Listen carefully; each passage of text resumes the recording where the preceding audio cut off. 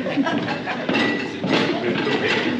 we have two more who are just actually. I don't know if anyone wants to grab.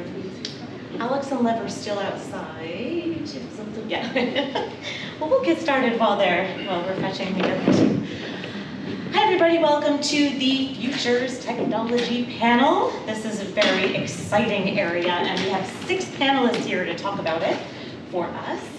And I want to thank you so much to the organizers who were actually combining these topics into one panel, because blockchain, AI, and fintech, they really are all combined into one. They all help each other, and we need them to be working together for the future of the iGaming industry. So thank you, Zoltan and team, for seeing that, having the foresight to put this together here. And we have the other 2 panelists. Yes. Okay, so to start things off, I'm going to have each of these panelists quickly introduce themselves, and then we will get going with the content. And if you guys have any burning questions, I'll break about halfway through to answer any, and then at the end to answer some more. So I'm going to start right with Dean here and go down the line for quick introductions. I suppose. Hello everyone, thank you for having me here. Thank you, Becky, to be our moderator. I hope the questions and the answer will be useful. My name is Dean Rakic. I'm based in Germany. I'm partially in Germany and Switzerland. My previous experience is about 12 years in the blockchain and some more years probably in the data science, big data analytics, and artificial intelligence also, but mostly focused on the blockchain. At the moment, I'm chief scientist at the Blockcontrol, developing some solutions based on the blockchain technology, not only on the crypto. Good afternoon, everyone. Hi, I'm still the same person as I was this morning in the previous panel. So my name is Paula Murphy. I'm Business Development Manager for Mindway AI. The clue is in the title. AI is the bit that I will be bringing to the party here. So Mindway is a specialised technology business that provides safer gambling solutions for the gaming industry, and we basically bring together the disciplines of neuroscience, expert psychological assessment, and AI machine learning technology to do that.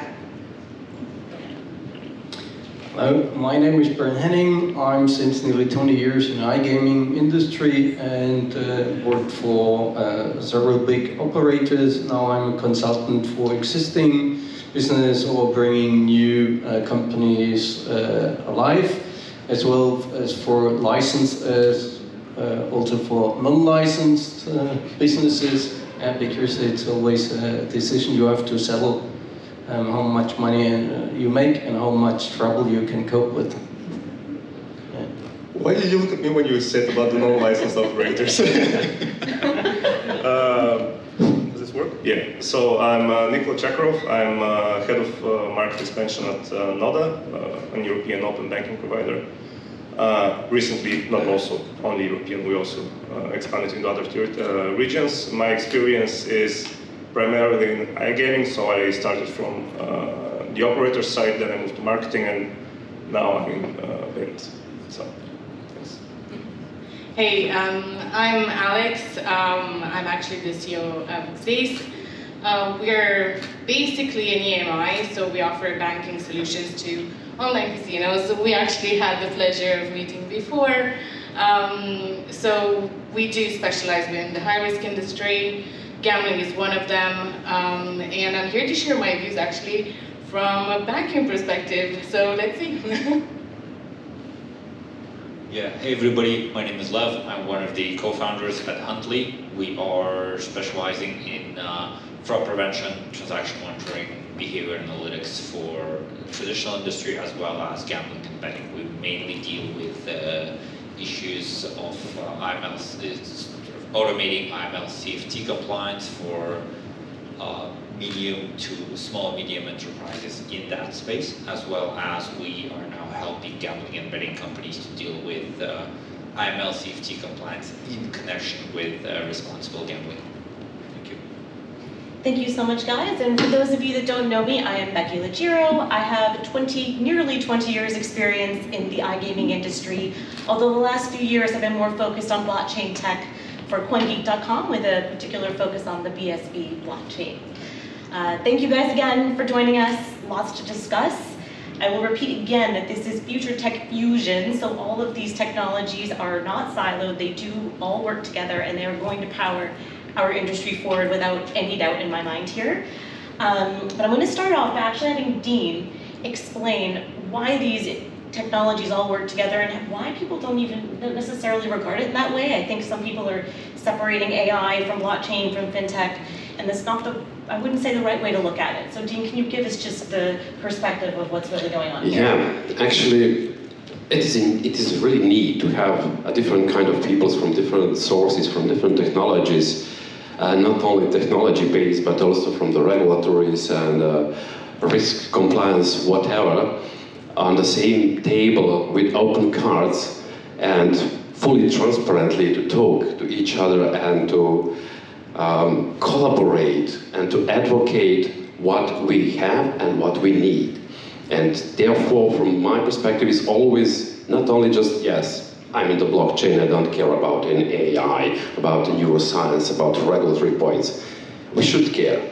We have to care about it, because the only success in each area, in each field, no matter which kind of industry we have on the board, on the table, need the collaboration and actually the common understanding of what problems we have, what challenges we have, and what would be the benefits that we can make a success in this area.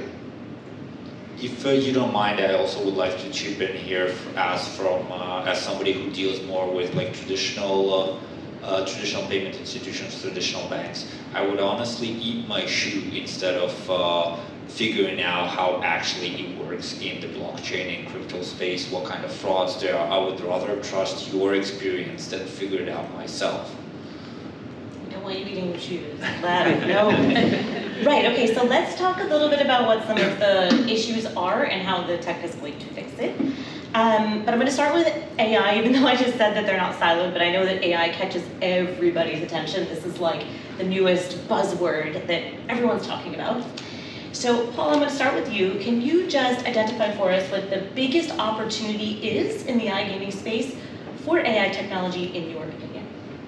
Well, I'm always going to say the safer gambling, player protection side, but I think it actually extends out much further than that. I think it's something we did touch a little bit on this morning, but the whole idea of personalization of experience and the whole idea of understanding your players, who they are, understanding their behaviors, and being able to use the data that we have available to us to actually give them a much more enjoyable and safer and sort of fluid experience that runs through all divisions of the business. And sort of breaking down those silos, right? So we've talked about the silos within the tech world. Well, there is historically silos within our businesses as well, and we've often talked about the sort of push and pull of compliance versus commercial. I think this enables us to see our customers as individuals, to really understand their behaviour, and to tailor what we are then promoting to each player based on what we know about their behaviour. So I've had situations where we've started working with particular operators, and their marketing would have been either on or off for particular customers based on what they thought they knew about their risk score. If you have a much more kind of comprehensive view of the risk that customer presents, then your marketing doesn't need to be on or off. You can surface particular gains to people based on the knowledge of what is more problematic for them. So really it's joining that divide up, I think. Amazing, and in a bit we'll talk about how blockchain can help with responsible gambling as well. But Bernd, can you provide your thoughts on AI? Yes, I would divide this in some segments. It's on one side enhancing the experience for the customers. On the other side, it's everything what's related to big data, and that was before the buzzword. Yeah? So when AI came, so now we have the solution to work with that, because we can now in real time work out analytics, predictive analytics. We could see before a customer is journeying and could react.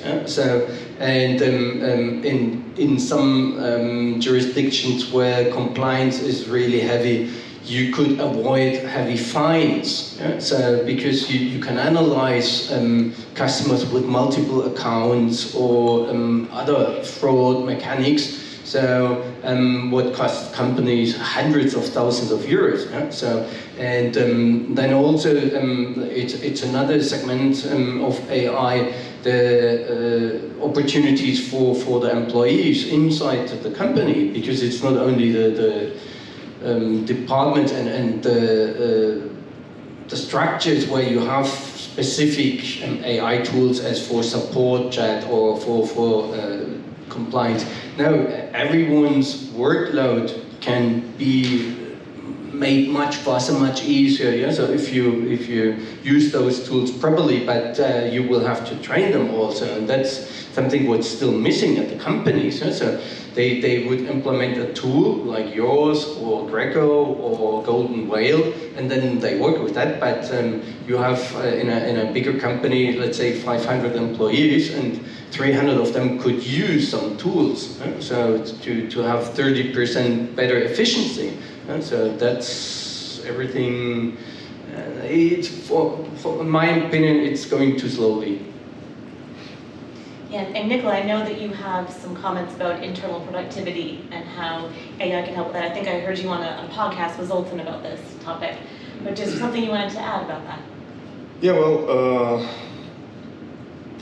monitoring fraudulent activities has been taking a lot of resources from our side. So basically, yes, we do initiate payments for betting operators, but fraud is quite high in the industry. One of the main tasks is actually assessing the risk, monitoring, and then taking the necessary actions in order to reduce the fraudulent activities, which at least happen through our method, if not possible to actually make it to zero. So AI has been absolutely,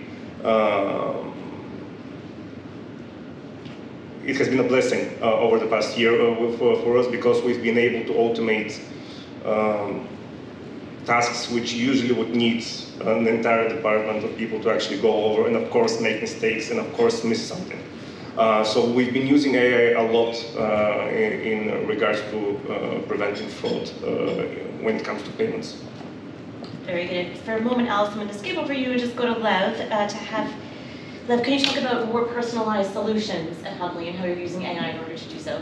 Yeah, so we actually allow our user to give much deeper personalization. This is why we try to abstain from so I'll be on the other side of the spectrum here. We try to abstain from using AI as further down the line as possible, meaning that our specific clients, they can sort of fine-tune the system to their best ability in order to both comply with their own internal regulatory guidelines, if we're talking about payment institutions, for example. But if we're talking about payment institution in connection with gambling and betting, our system can then recommend something to further improve and automate processes in combination with IML-CFT and responsible gambling regulation or internal requirements as they go together. Very cool. And Alex, over at Xace, in what ways are you using AI tech?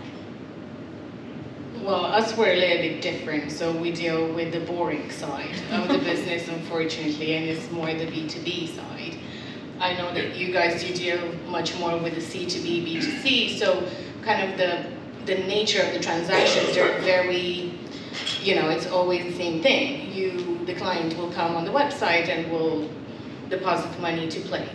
But when it comes to the B2B side, we have to analyze, the client itself and then the nature of all the payments. So AI, we do integrate it when we have to onboard clients, when we have to deal with the transaction monitoring.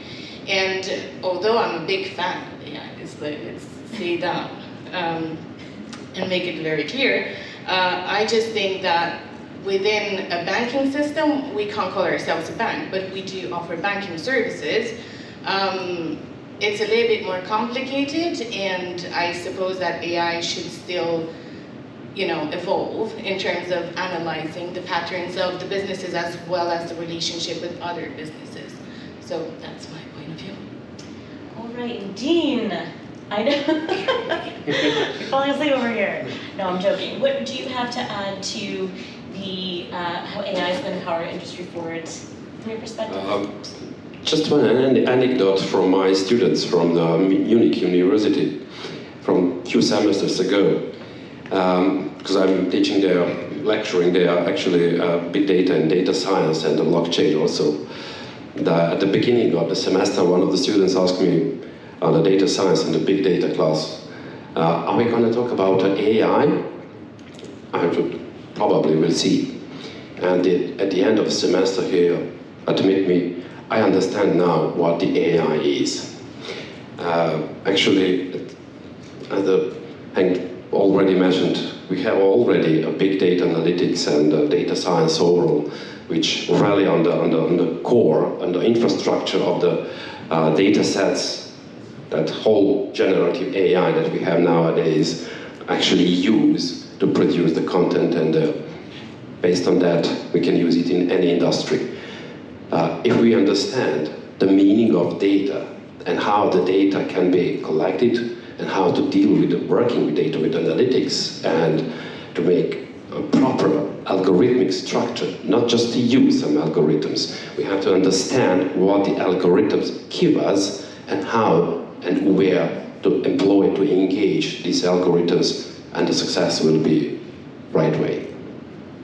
This is great because I was just about to ask Paula to talk about what goes into having your AI operate in the way that you want it to. How do you get these algorithms working properly? So yeah, and I think that's a really important question, and I echo what the sentiments of what Dean was saying there. I'm sort of the opinion that anybody with a sort of modicum of understanding of data science can build an algorithm, but I also believe that doesn't mean the algorithm is going to do what they want it to do, and that's why other disciplines are so important to bring to the table, and that real deep understanding of what you're training it to look for. So we, at Mindway, it's machine learning technology that we're using, and I said earlier what we do is we train the algorithm to replicate human decision making, but there's lots of HI, human intelligence, that goes into that. So we have the science and the understanding of problem gambling, both from a neuroscience perspective and also from a psychological perspective, a sort of treatment perspective that is input in there. And we keep on top of all of the research. And we have the guy who founded Mindway, Professor Kim Morrison. He sort of leads that section of the approach that we need to make sure the research is sound, our understanding of the science is sound. We also nowadays actually fill in lived experience understanding into there as well. But again, just the science on its own and understanding how to build an algorithm isn't going to be enough. You then need to understand the regulatory picture, and also not just one regulatory picture, but the difference in regulatory pictures across all the jurisdictions you're working in. So we're currently in 61 different regulatory jurisdictions. Understanding that landscape is a massive undertaking and a big job, but it's got to be built in there. Then you've got to understand what it's actually like walking the walk in industry, being in operator, wearing those shoes, understanding the day-to-day concerns, understanding the different sort of appetites for risk that exist across different businesses. So you need some form of industry experience and understanding that is also then going into the model. So it's not just about one of these disciplines, it's about being able to bring a group of people together who can work together and collaborate across the whole piece to ensure that what you're training your algorithm is actually going to do what you want it to do. And for me, I think that's the importance of working with third parties in this. I would never ever sit on this stage and say I knew how to be an excellent gambling operator. I absolutely don't. I would probably be terrible. But what we do and what we are expert at, then yes, that absolutely is what you should be relying on us us for, and obviously not just us, the other businesses in this space that have managed to collaborate and bring the right minds and the right professionals together. And then the AI is only going to be as intelligent as really what we're putting in when setting it up. Yeah, it's so true. The data that we put into the AI Yeah. is exactly, if you've got garbage in, you've got garbage out. Yeah. So I guess I wanted to dive into what are some of the challenges with collecting this kind of data. I know, Alex, we were talking about how your interactions at Xace with AI-powered solutions and how they're getting their data and your thoughts on that whole process. How was that for you? So it can be tricky because obviously it makes certain tasks much quicker. It does pick up certain things that should be brought to compliance, for example, and that does help with picking up certain details. However, the human intelligence, it is still needed, like very much so, because there's so many rules that still need to be applied and so much knowledge about all the regulatory bodies and all the local legislations and everything that needs to be, the gambling world and the life of a casino, let's make it very clear, it's very hard. Like no matter what type of license they have or whatever type of business model they start. So, and it's still an objective point of view on certain matters, but then there is so much subjectivity that goes into analyzing every business, every type of transaction, and unfortunately we're not at that level yet. I hope that we'll be able to partner at a certain point with the right company in order to build it up as much as we can and to make it as automatic as possible.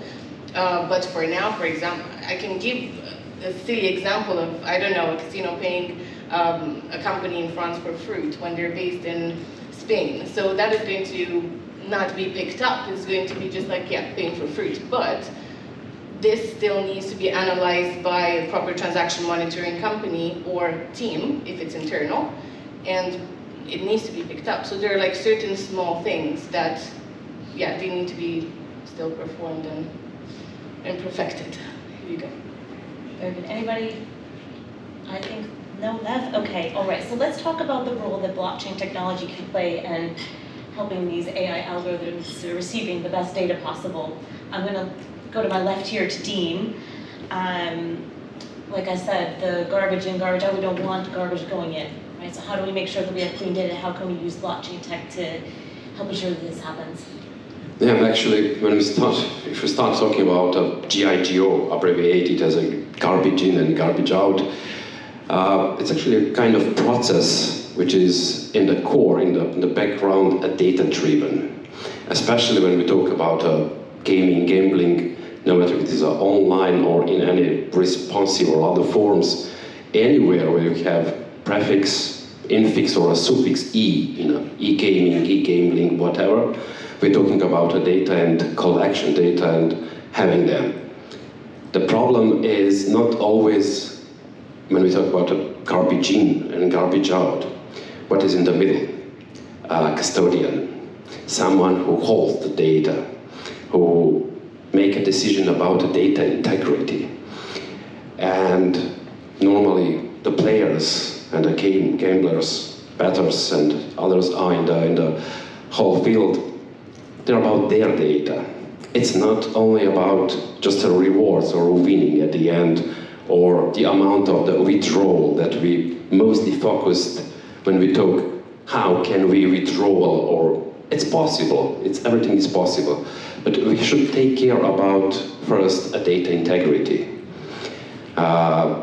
Some custodians or someone who is a data collector, or I would like to say a garbage collector, can provide a low level of data integrity, means low level of data inconsistency, which can lead all of us that we are in this area to the miss point. If we do not take care about it, and actually it happens in such decades, starting from the first online gaming or gambling, whatever, the problem with garbage, how we can provide that. The blockchain comes up with some postulates about the data integrity, together with security, transparency, immutability, which actually provide a data integrity which can be very useful and a score of having a data in the e-gaming, e-gambling, whatever. Besides that, what this garbage collection cycle should have is a point where we're talking about it, and from the starting point, from having a player online in game or in a gambling, up to the point where the withdrawal or rewarding points comes, there are so many steps where we are dealing with data.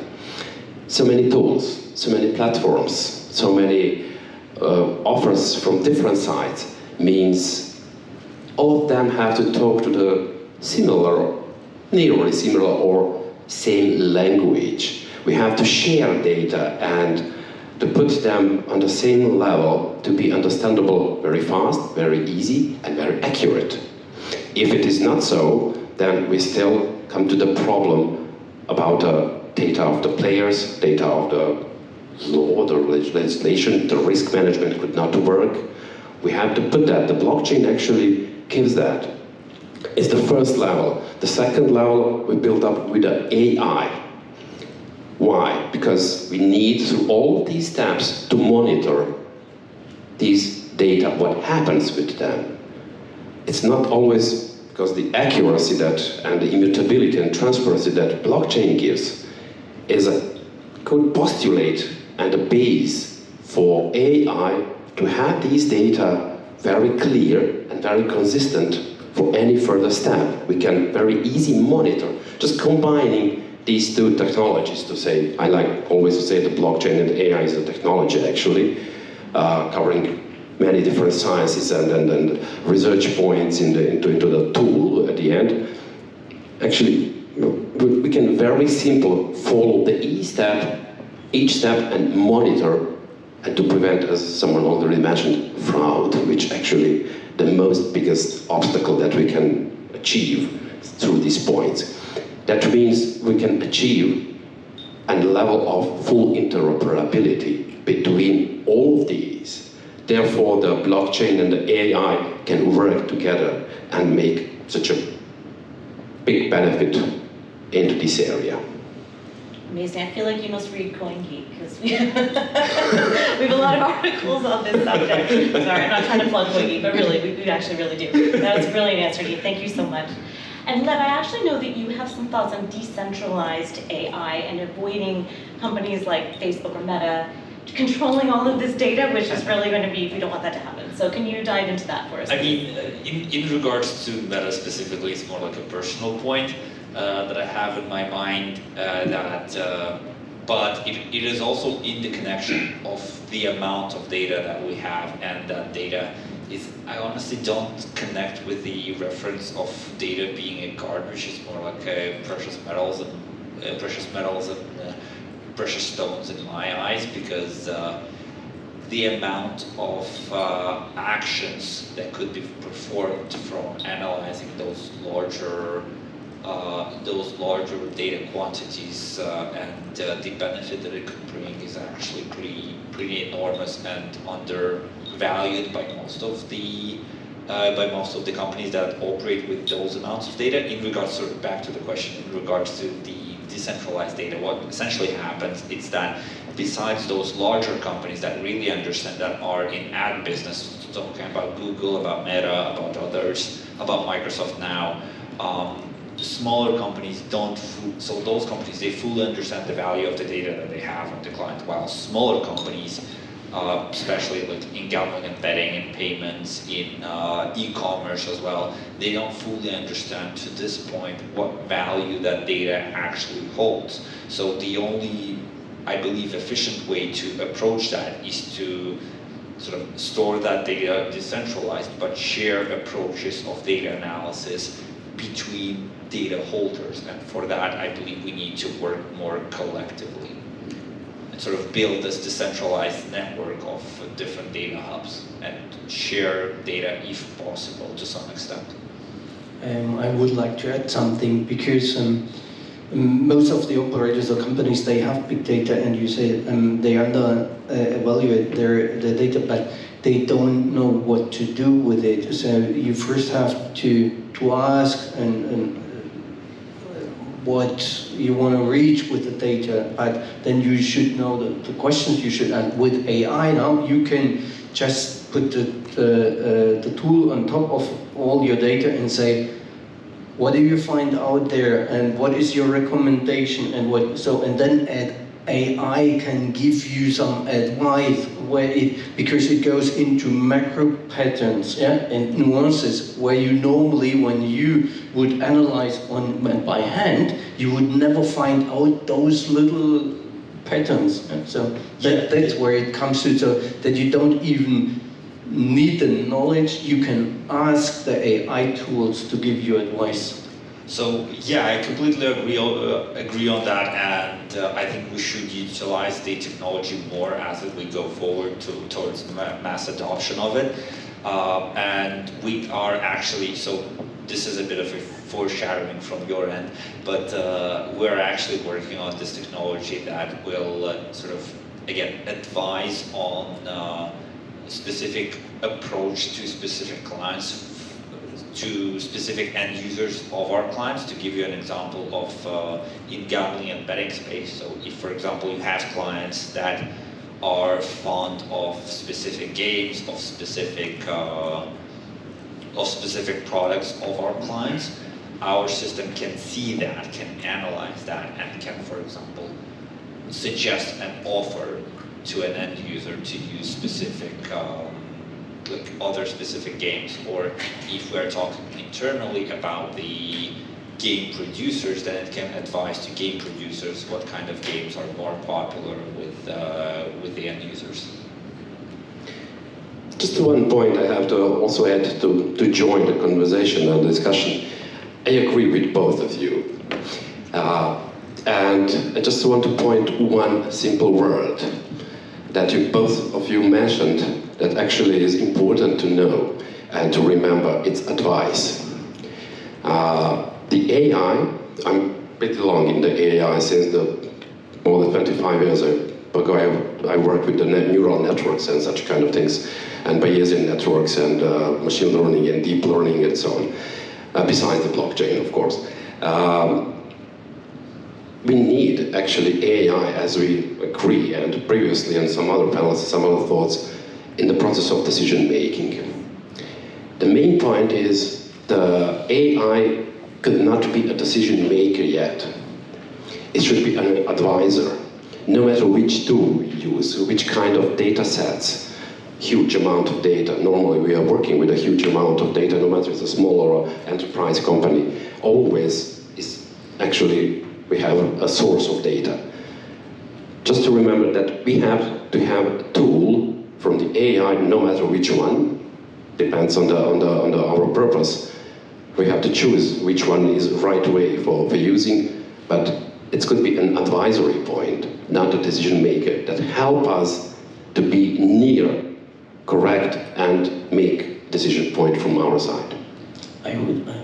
You are absolutely right, and I hope we will never come to the point that AI is settling decisions for us. So, because then we would be in a robot world. In the next 10 to 15 years, I'm pretty sure, based on the algorithms and all data sciences I'm still researching and pretty involved in that, will not be. But in the 10, 15 years after the generative AI, we'll see.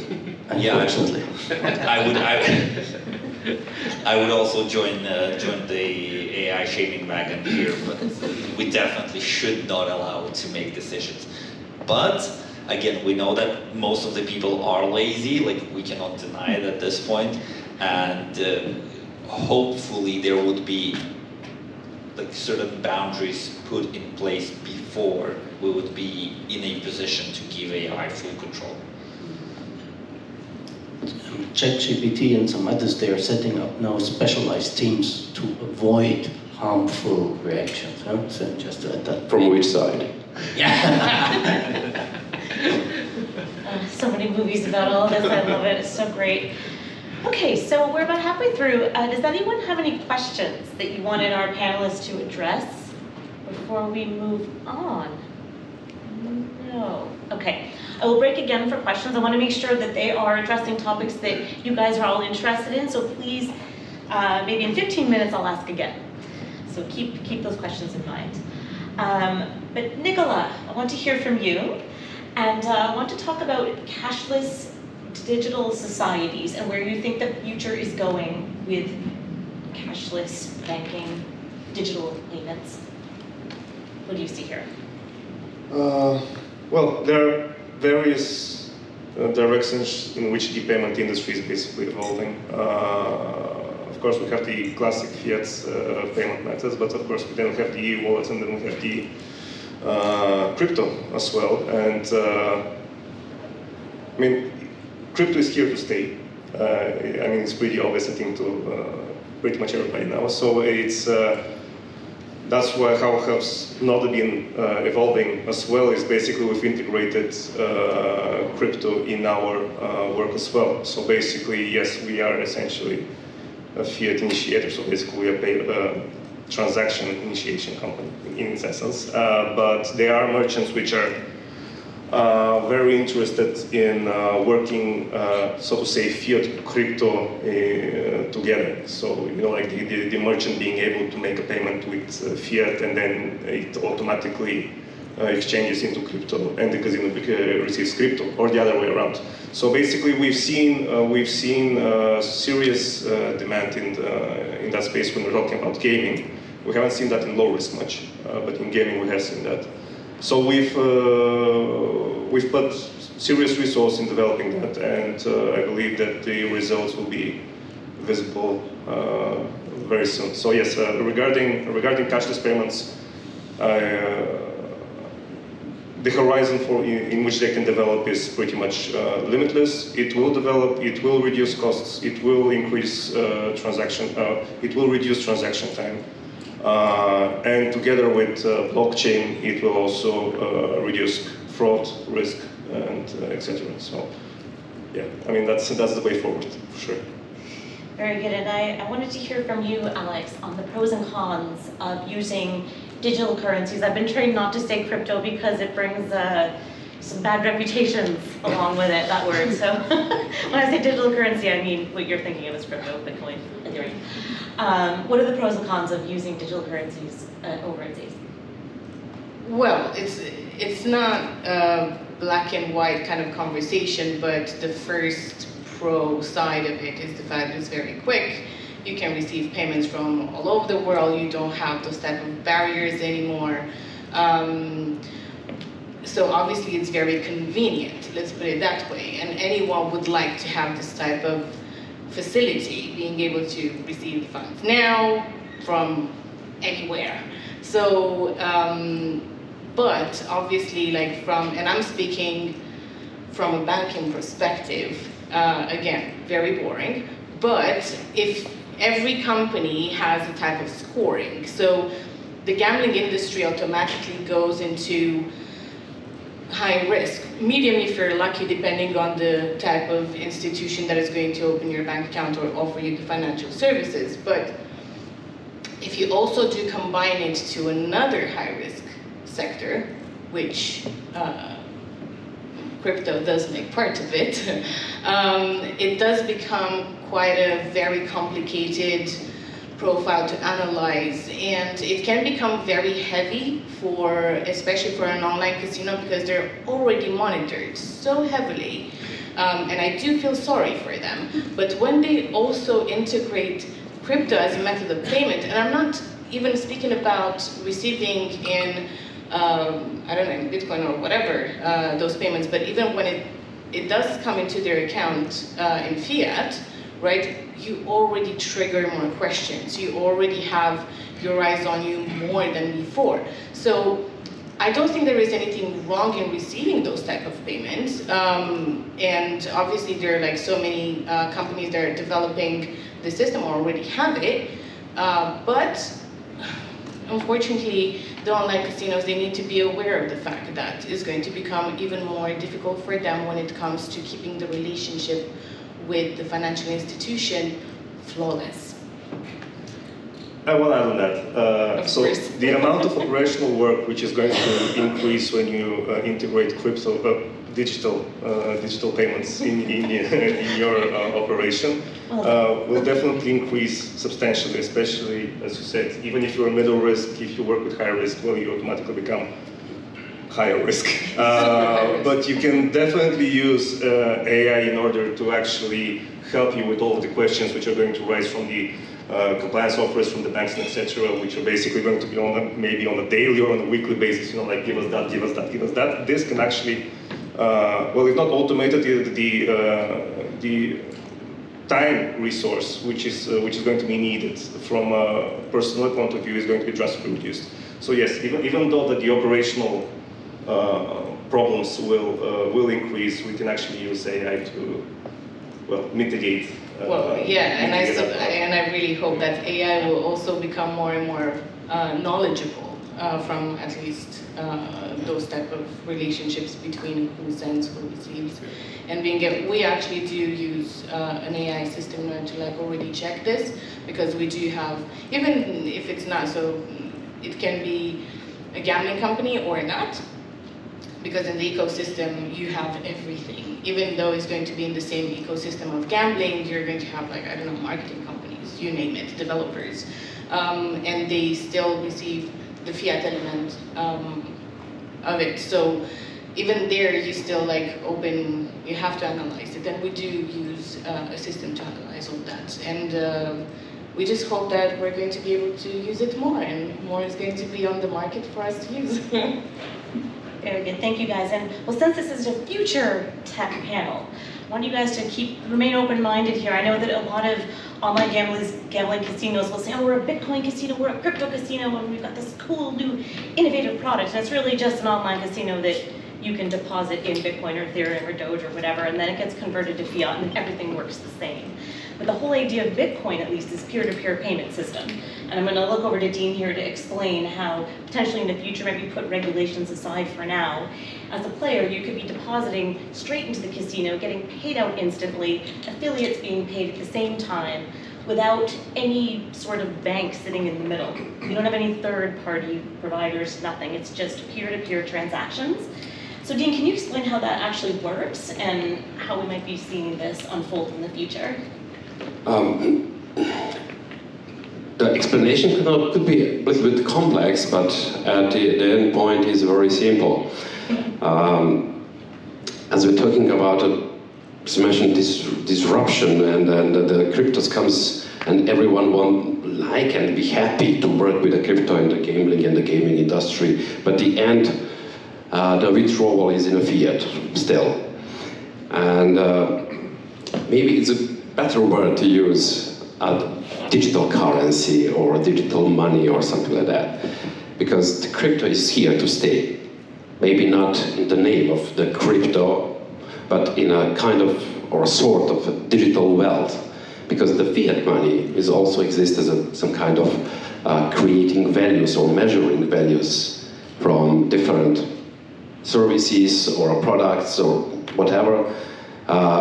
It's just part of the future that we have to overcome and to be prepared on the steps that I'm pretty sure will be in the next decade on the part of our life, actually. And it's not only about the Bitcoin. The Bitcoin started and shows how everything works very smoothly without a central point. It means decentralized, not only delivered and shared amongst the peer-to-peers. The peer-to-peers is just a simple method of understanding and knowing the players in the area, whatever. Could be a market, could be a gamer platform, whatever. How? Avoiding the central point, Bitcoin shows, and all other cryptos based on this principle of distributed ledger or a blockchain technology, how from one point to another point make a consensus and to agree that some players, some marketeers, or whoever is illegal to have some kind of digital wealth. and how to deal with it, and how to spread to the others. It looks a little bit confusing and complex. Yes, I'm giving some fiat, dealing with some kind of virtual money, virtual crypto, whatever, and at the end, I'm expecting a huge amount of money at the end as a reward that I'm using crypto. It could be, because we have still a problem about the volatility, about the cryptos. The volatility is still a problem why the most of the online platforms could not be really on the cryptos as a main source of the payment. But having a distributed ledger or DLT or a blockchain inside or as a core of the process, we don't have to take care about it. We have a consensus. No one or everyone who is in the game is already agreed. With the first point, since the July last year, we have as a mandatory KYC. We don't have to take care about identity. We are approaching networks, approaching platforms. We passed KYC. We're already in the network. Everything is here. We just have to start a game. No matter which currency we use, it will be processed through the exchanges or without exchanges or directly one-to-one. The blockchain technology actually gives the ability of that. It's the structure of the blockchain, therefore is evented from some other point. Not only, yes, I would like to earn some money just to having a crypto. It's not the point about the earns. It's about the point of simplicity and efficiency that we can deal, because we're dealing with data, we're not dealing with the money. Efficiency of data sharing, accuracy, and how to approach each another in the network. We already have a network, we have infrastructure, we have everything. Simply just to use it. We have still a challenge and obstacle. It's about the regulatory point. The legal part, the compliances, but it's not something that comes from the Bitcoin, from the peer-to-peer cash, from the digital currency. It comes from us, from the people. We have to deal first with these legal things and to agree, yes, we will use that. It's very simple. Therefore, it's simple. We have just to use it. It's already here and it remains in the next decades as a digital wealth. We'll live in a digital wealth world very soon, especially I'm pretty sure that because I'm in the few bodies of the digital euro and digital Swiss francs, 2026 will be already in the market. It's not about here that someone will control us.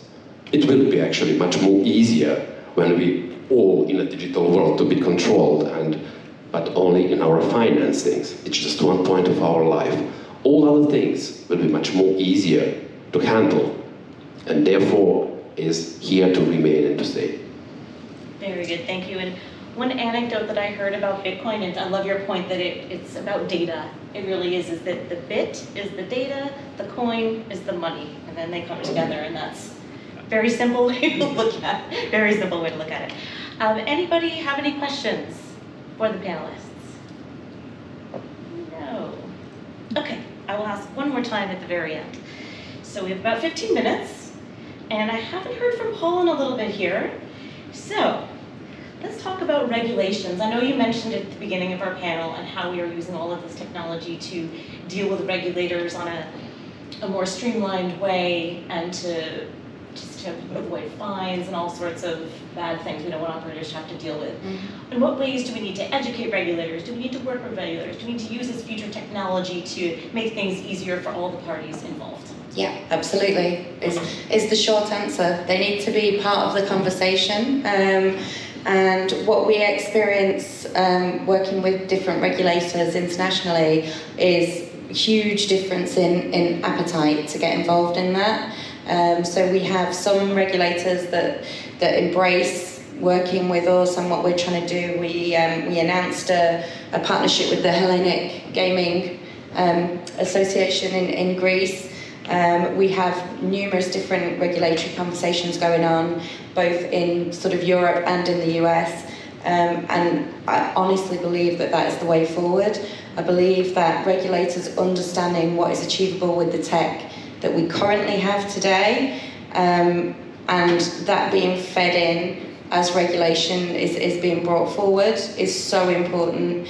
But without understanding what we already can do, then they don't understand the nature of what this conversation is about and what will that look like in the future. And I think a couple of times throughout the day today, people have spoke about sort of regulatory positions being put forward that are not sort of fit for the digital age. I know that was a big thing in the UK that was discussed, that the whole reason we needed the white paper and the review of the whole regulatory landscape was because we were said to have analog regulation for a digital age. Well, we want to be mindful of that. We want to be mindful of that as an industry, and we don't want to get ourselves in a situation where we're not future-proofing our industry again. So it is really, really important, not just the regulators, but all of the stakeholders come together and understand this. And all of the stakeholders want to move the business and the industry forward with what's available to them. If I may, yes, I'll also like to chip in, since we do work with the regulator directly, and sort of the experience showed that when you provide content and substance to the regulator, they tend to react more positively to whatever it is that you're doing. And this is one thing, and sort of we know a couple of companies that were also in the UK that were very critical of the regulator in, for example, financial services space, and that sort of that's kind of led to them not getting their banking license still, while being applied to that quite a long time ago. So regulator is very forward thinking when you approach it with substance and trying to be helpful, and because in the end of the day there are people who are working there. And given that it's a governmental body, I can imagine that they're being under stress constantly and understaffed constantly, because again, people tend to be more focused on working in private sector than for the governmental body. And so helping regulator helps you as a company. That's one point that I wanted to make. And the second point is that, sorry, totally slipped my mind just now. I'll think of it later. Can I just build on from there as well? To talk about the regulator as if it's like this one beast as well is probably not that helpful. When I think about the UK Gambling Commission, you know, there are many different divisions to that, and often when we talk at conferences, certainly gaming conferences, about the regulator, we're actually talking about enforcement and the enforcement arm of the regulator, but we should not lose sight that there is a huge research operation that goes on there as well, and those guys are hungry to understand and hungry for knowledge, and I agree, they will work with you. That's exactly what, thank you very much. Yeah. This is exactly what I wanted to tell about. So given that we as people from private sector who work in the field, who get that data real time, most of us get data real time, it's very important to share that data, because indeed there is that department that works with that data, and usually they get a lot more. It used to be that they would get their data from enforcement, where enforcement has done certain investigations and enforced some actions, and they would act on that data. But if you're more open, if you're providing that data to them real time, especially in our field, we work a lot with fraud, and we monitor fraudulent activity real time, so we would notify a regulator or an FIU that, hey, there is this, for example, this scheme that is now popping up. Maybe you should talk to your to the license holders about them being more careful towards that. And this also comes from recent sort of discovery that we saw that fraud has seasonality, but I guess this is more like, it's a separate topic that we can dive in maybe later. So. And Bernd, yeah, I was just going to ask you to contribute.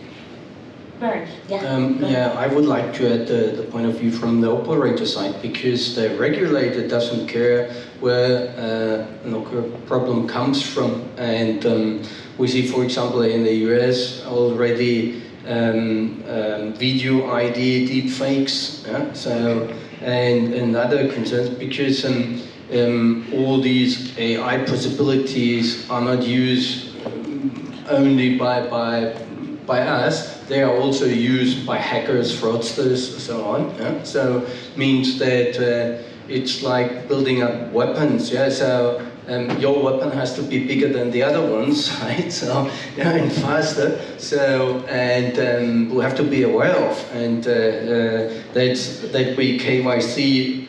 The exact customer, yeah, and that he is not deepfaking his personality, yeah. So because we have seen already situations where they used a proper ID card, but the whole story around it was completely fake, yeah. So and it will take an operator much too long to find out that there is a loophole if he's not using the right tools. Yeah? So. There were a lot of areas where we and the industry should work closer together. Yeah? So not every operator on his own, yeah? Because they all will face sooner or later the same problem. So that's the point. I agree completely with that. Just to join a little bit, you mentioned that regulators refuses something. The fraud is not here from the digital era. The fraud exists 1,000 years already, and will be also as our technology will remain. The fraud will remain. We have to struggle and to fight against it in the next centuries. Also, our kids and the others will be also in the situation to get. The point is probably before they abuse us or refuse us. Sorry. The regulators are not here just to ban of us. Mostly is misunderstanding what we are talking about. We have to describe them and to make them a proper content, how they can make understandable achievement from their side to understand what we need. After that will be much more or less of the refusal from their side that would be beneficial to all gaming and gambling industry, no matter if we are using just the blockchain, AI, or data science, whatever, tools, whatever. Can I just add there as well, just leading on from what you were just saying there as well, I think there's the other thing that we need to be mindful of is the more that we use actual data and data that we have confidence in, and we use these tools to analyze that data, and we get a better understanding of what the picture actually is, then the better it's going to be. There's been a huge thing in the UK where the head of the Gambling Commission actually came out and encouraged people to stop misusing stats. If it becomes more transparent, then it will hopefully eradicate that misuse of stats on all sides, and we can have like an honest, open conversation about what is needed to protect our customers and to also protect our businesses and our industry as well. It's actually a very ongoing process as far as we have seen. So as technology develops and as new elements pop up time over time, fraudsters actually one of the first ones who get to adopt it. Like one of the craziest things that I've seen in our operations is that once this large language model popped up, a group of fraudsters actually used calls to ChatGPT to generate and follow a script of under the bank account takeover fraud, where they would have a voice modulator connected to ChatGPT that would generate a script, and that voice modulator then would call their victim and would go through the script until they reach a certain point when to switch to the actual live operator. So a person who would receive a call from, let's say, a bank employee saying that their account's under threat, or from police that is saying that they're doing some blockchain, whatever investigation, we all know how that works. So that part would be done by an AI tool. And that was like 2 months after the mass adoption of like ChatGPT. I think it was 3 back then. So just 2 months came by and these calls would start popping up. So that's how fast they built something. Very, very cool. Yes, please, Nikola, go ahead. But that's not really something new, is it? I mean, that's not just Fraud's never new. That's like since forever. Yeah, they tend to use tools. They're ones who first adopted. So no, not really. It's quicker and Yeah. Well, but look, when you're looking in our evolution, we're basically all of the big jumps. Everything is usually associated with risk. So, for example, if we're talking about atomic energy, the scenario was pretty much the same, right? We've got the energy, but you can also make a bomb, you know, like, and basically then the Cold War started, basically. Everybody were building nukes and etc. But at the end of the day, humanity has evolved during those big jumps because there are the negatives and there are the positives. So now we have, I would say, the digital nuke with AI being introduced. And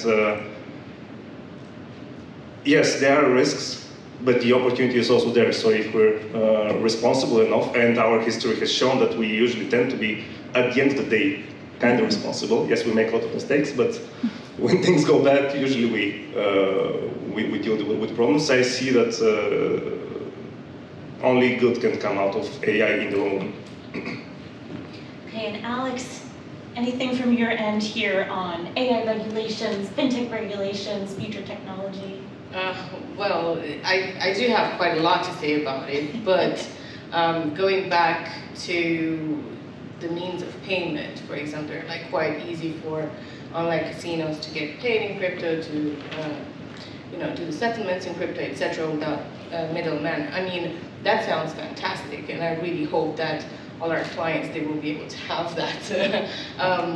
But my question is, anyway, a gambling company will, and anyone that is going to give that technology, for example, to an online casino, you will have to respond to 2 types of regulators, right? So you are going to have the regulator that is going to regulate the financial side, and then the regulator that is going to regulate the gambling side. Now, those 2 combined, obviously you always have an auditing, and they have to be comfortable with everything that you're doing, right? Including how you receive your payments and how you make your payments. So how are you going to make those type of regulators comfortable, considering the fact that they're very slow in welcoming new technology and taking the time to actually learn this type of technology and how to use it? Sorry, that was more a question than me actually saying what I think about. But I'm a little bit concerned about the fact that, yeah, the regulators, they might be a little bit, okay, so what's going on now? We're already in the high risk. There is something new. We're not understanding it. And usually the approach of a regulator is not they say no because they want to be the bad guys. They usually say no because they don't understand it. And instead of taking the risk of doing something that they don't understand, they just say no. So, yeah, that's a half concern, half question. Does anybody have a question in the audience before we finish the panel? No. Okay, it's just really quickly a closing takeaway for our audience here. I'm going to go down the line. It's a yes or no question. Is AI headed towards the machines taking over? Yes or no? Yes. No. In future, yes. Okay. No. Hopefully not, but I think so in a few years. I would say no. We are still in a position where we can pull the plug, so no. Wow. All right. Well, let's see what Maybe we happens. have to learn to put up campfire, but no. There you go, guys. Thank you so much. Thank you so much for having me. Thank you.